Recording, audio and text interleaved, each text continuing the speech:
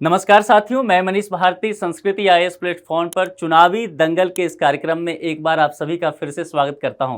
साथियों, इस कार्यक्रम के माध्यम से लोकसभा चुनाव में जो अभी जितने भी टर्म चल रहे हैं या आप कह सकते हैं कि चुनाव में जितने भी मुद्दे होते हैं, जितनी भी शब्दावलियां होती है, कुछ तथ्य होते हैं, प्रक्रिया होता है, इन सब चीज़ों को हम समझने की कोशिश कर रहे हैं और वह भी बिल्कुल आसान भाषा में, बोलचाल की भाषा में, बिल्कुल व्यवहारिक रूप से। हमने बहुत सारी चीज़ें देख लिया कि चुनाव कैसे होता है, किस तरह से नामांकन होता है, पार्टी कैसे बनता है, चुनाव चिन्ह कैसे दिया जाता है, उम्मीदवार कैसे तय होता है, ये सब चीज हम देख चुके हैं। आप एक शब्द तो सुनते होंगे ना, लगातार नेता अपने रैलियों में भी विपक्षी दल के लिए या विपक्षी उम्मीदवार के लिए बोलते होंगे कि अरे उसका तो मैं जमानत जब्त कर दूंगा, यानी कि मुझे इतने वोट पड़ेंगे, लोग मुझे इतना प्यार देंगे, इतना वोट देंगे कि मेरी विपक्षी पार्टी का या उम्मीदवार का जमानत जब्त होने वाला है। अब ये जमानत जब्त क्या होता है, यही प्रश्न है। हम लगातार सुनते रहते हैं कि हम अखबार में भी देखते हैं, मीडिया में भी देखते रहते हैं, और कई बार हम बाद में जब इलेक्शन हो जाता है, रिजल्ट निकलता है, तब भी हम ये मीडिया में सुनते हैं कि फलाने उम्मीदवार के जमानत जब्त हो गया। अब इसका मतलब क्या होता है, जरा तकनीकी पहलुओं के माध्यम से इसे समझने की कोशिश करते हैं। चुनावी जमानत राशि, देखिए जमानत जो होता है ना, दरअसल एक कुछ धन होता है, एक राशि होता है, एक अमाउंट होता है, और वह अमाउंट देना पड़ता है उम्मीदवार को जब वो नामांकन कर रहा होता है ना, उसी वक्त। यानी कि आप किसी पार्टी के द्वारा किसी पार्टी का मेंबर बन के कीजिए तब भी, या फिर आप निर्दलीय उम्मीदवार के रूप में नामांकन कीजिए तब भी आपको एक जमानत राशि जमा करना होगा। कहां पर? तो जो रिटर्निंग अधिकारी होते हैं उसके पास, और फिर ये राशि आपके पास रहेगा। जैसे कि मैं आपको उदाहरण के तौर पर बताऊं, यदि आप मुखर्जी नगर रहने आते हैं या फिर दिल्ली में कहीं भी रहते हैं, किसी दूसरे शहर में रहते हैं, तो आपका जो रूम ऑनर होगा वह कहता होगा आपसे कि आपको सिक्योरिटी मनी देना पड़ेगा।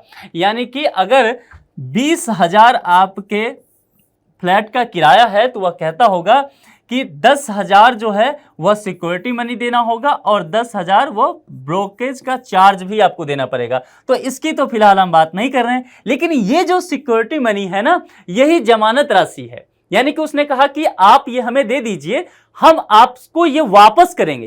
ये वापस कब करेंगे? तो जब आप रूम छोड़ करके जा रहे होंगे उस वक्त 10,000 आपको वापस कर दिया जाएगा।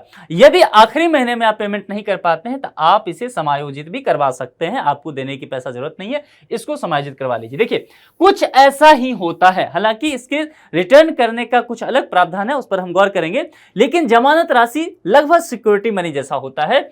यानी कि आपको कुछ पैसा देना होता है, यदि आप चुनाव जीत जाते हैं वह पैसा आपको वापस मिल जाता है, वह नहीं लिया जाता है आपसे। उसके कुछ और प्रावधान है, उस स्थिति में भी पैसा वापस मिल जाता है।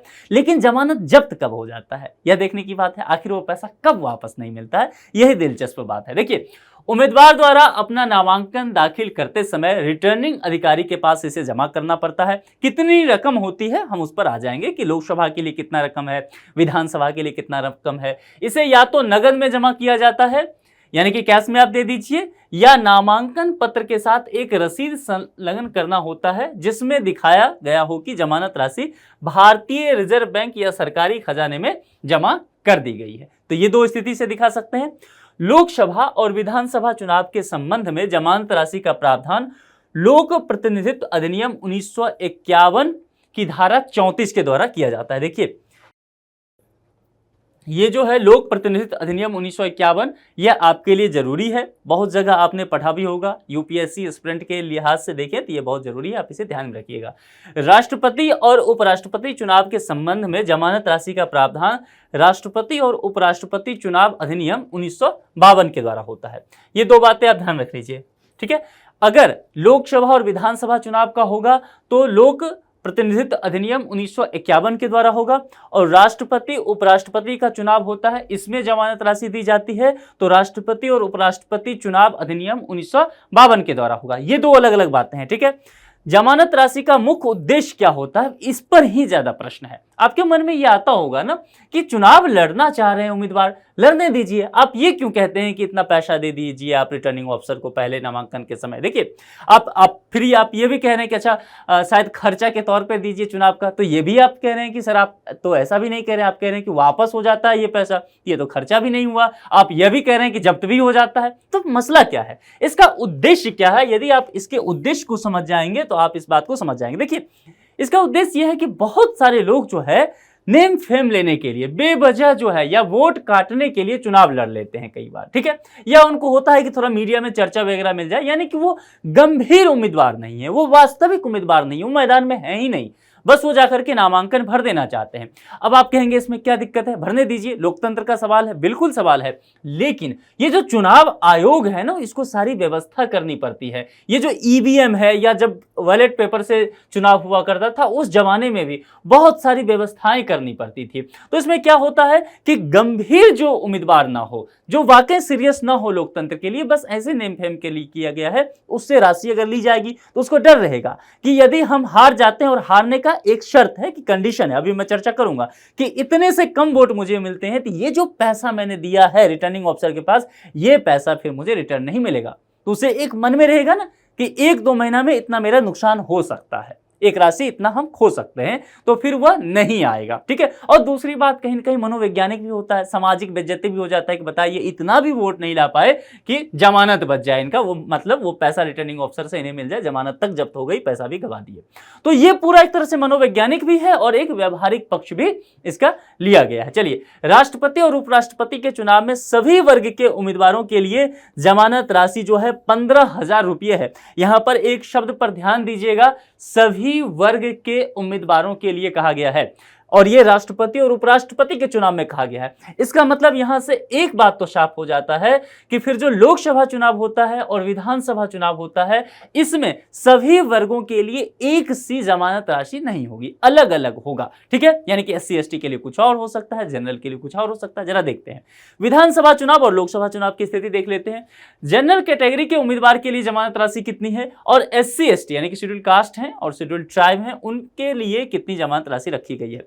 विधानसभा चुनाव होता है तो जनरल कैटेगरी के जो उम्मीदवार हैं उन्हें 10,000 रुपये रिटर्निंग ऑफिसर के पास रखना पड़ता है जब वे नॉमिनेशन करने जाते हैं उसी समय। और इसी में यदि वो SC और ST उम्मीदवार हैं, जो कि सीट भी आरक्षित होता है, आपको ध्यान में रखना है, ठीक है, हमने इस पर चर्चा किया है, तो इनको 5,000 रुपया ही देना पड़ता है। ठीक ऐसा ही लोकसभा चुनाव में जनरल कैटेगरी को 25,000 रुपया देना पड़ता है और यहां पर 12,500 रुपये SC ST को देना पड़ता है। आप कहेंगे प्राइम मिनिस्टर जो है नरेंद्र मोदी, वो भी नामांकन करने इस बार जाएंगे वाराणसी सीट से, तो क्या उन्हें भी 25,000 रुपया जमानत राशि देना पड़ेगा? जवाब है हाँ, सभी को देना होता है, चाहे वो कोई भी हो, वो पिछले बार हारे हो, पिछले बार जीते हो, डजंट मैटर, उन्हें देना ही पड़ेगा ये राशि, ठीक है।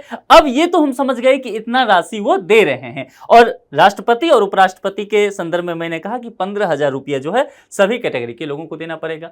अब एक शब्द जो मैंने कहा था, जमानत जब्त हो जाएगी, तो जमानत जब्त कब हो जाती है, यह दिलचस्प है। देखिए, कोई उम्मीदवार उस सीट पर पड़े कुल वोटों का 1/6 भाग हासिल नहीं कर पाता है तो उसकी जमानत राशि जब्त हो जाती है। यानी कि जितना वोट पड़ा है, कुल वोट जितना भी पड़ा हो, उसका अगर मान लीजिए 6वां हिस्सा भी नहीं ला पाता है तो जमानत उसकी जब्त हो जाएगी। एक से अधिक सदस्यों के चुनाव के मामले में, जैसे कि राज्यसभा का चुनाव है, तो 1/6 मतों की गणना कुल वैध मतों को निर्वाचित होने वाले सदस्यों की संख्या से विभाजित करने के बाद की जाती है। इस स्थिति में यह विशेष स्थिति है कि यदि एक से अधिक सदस्यों के चुनाव के मामले में होता है, जैसे कि राज्यसभा चुनाव के मामले में, तो यहां पर होगा। और ये जो है लोकसभा वगैरह के चुनाव होंगे तो कोई उम्मीदवार उस सीट पर जितना भी कुल वोट पड़ा हो, और यहां पर है देखिए, कुल वैध मतों को निर्वाचित होने वाले सदस्यों की संख्या से विभाजित किया जाएगा। मामला समझ में आ रहा है? यहां जितने भी सदस्य हैं उसके संख्या से विभाजित करने की बात की गई है, और यहां पर इस तरह का कोई प्रावधान नहीं।